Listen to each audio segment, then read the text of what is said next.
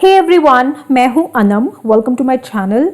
आज की वीडियो में मैं डिस्कस करूंगी क्लास 10 की बुक फर्स्ट फ्लाइट का chapter number 3 part 2 the black aeroplane.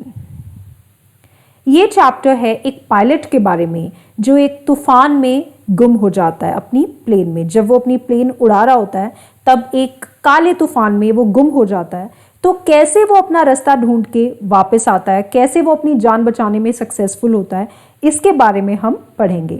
Let's start. जो नरेटर था वो एक पायलट था और वो अपनी पुरानी डकोटा प्लेन को उड़ा रहा था फ्रांस के ऊपर से।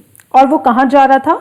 वो जा रहा था इंग्लैंड, अपनी फैमिली के पास। उसकी जो फैमिली थी वो रहती थी इंग्लैंड में और वो अपनी छुट्टियां उनके साथ बिताने इंग्लैंड जा रहा था। वो बहुत खुश था, बहुत एक्साइटेड था अपनी फैमिली से मिलने के लिए।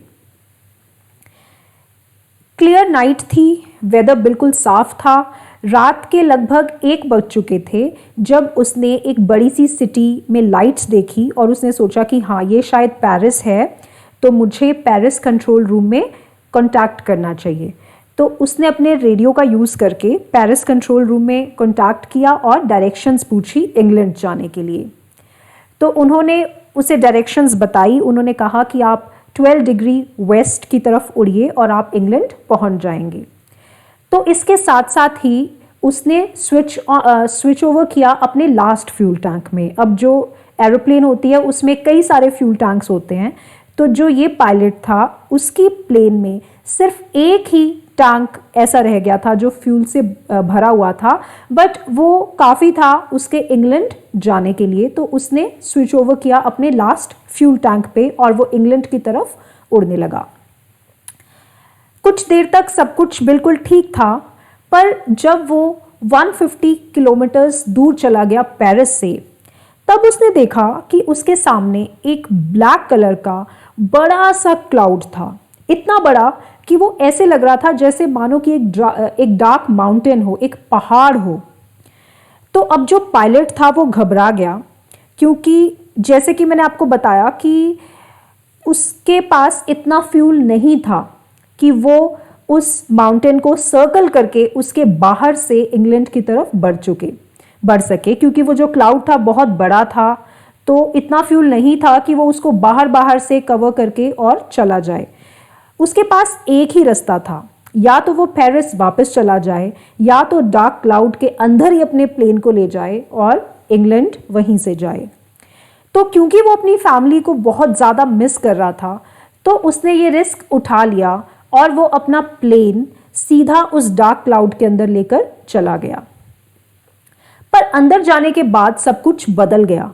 उसकी जो मुश्किलें थी वो बहुत ज़्यादा बढ़ गई, क्योंकि जितने भी उसके इंस्ट्रूमेंट्स थे, चाहे वो कंपास हो, चाहे वो रेडियो हो, सब ने काम करना बंद कर दिया था बिल्कुल। उसके पास अब कोई भी चारा नहीं था किसी भी कंट्रोल रूम से कांटेक्ट करने के लिए, और कुछ भी नज़र नहीं आ रहा था। इट वॉज एब्सोल्यूट डार्क, बिल्कुल अंधेरा था, कुछ भी नज़र नहीं आ रहा था। और एक तरह से तूफान सा आ गया और वो उस तूफान में खो गया। उसे नहीं पता था कि अब उसे किस डायरेक्शन में आगे जाना है और अब उसके पास उसका क्या होगा, और उसका फ्यूल भी धीरे धीरे खत्म हो रहा था।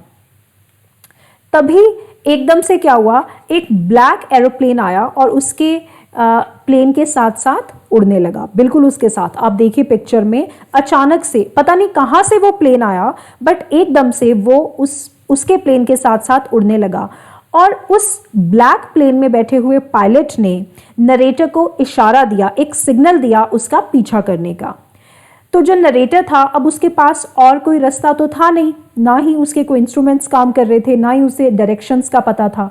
तो उसने एक ओबीडियंट चाइल्ड की तरह, एक अच्छे बच्चे की तरह उस ब्लैक प्लेन को फॉलो करना शुरू कर दिया, उसका पीछा किया।